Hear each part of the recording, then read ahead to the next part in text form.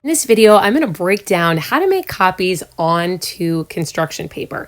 I did make a video about this in the past, but got some feedback that things moved quickly. So this video is going to move much more slowly involving the steps. Be sure to check in with the rules of your own school building if this is allowed on the copy machine that you use.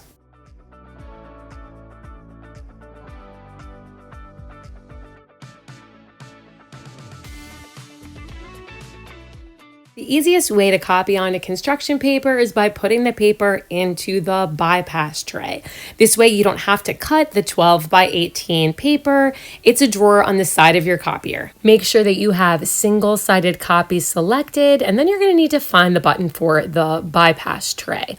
Once you've located the bypass tray, you need to find where you're able to change the size of the paper. So I have a button there that says paper size. Sometimes you need to press that little hashtag or pound symbol to get this to come up. And I'm going to select custom size because I do not see the size of my paper there. I'm using regular construction paper, so you can see it's asking for how wide the paper is, what's the horizontal measurement, so I'm typing in 18. And then I will also select underneath where it's asking for the measurements vertically of the paper that I'll be entering into the copy machine, and for that I'm typing in 12. It's just a standard piece of construction paper that I'll be copying onto. And I need to press OK once I confirm that that is correct.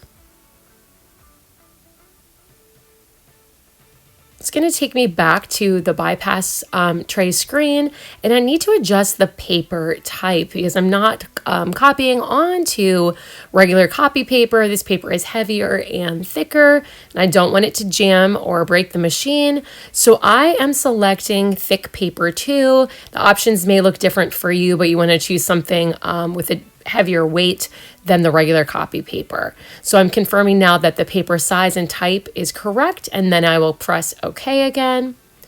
At this point, you can put in how many copies you would like to make, and then you would press the start button to initiate the copying.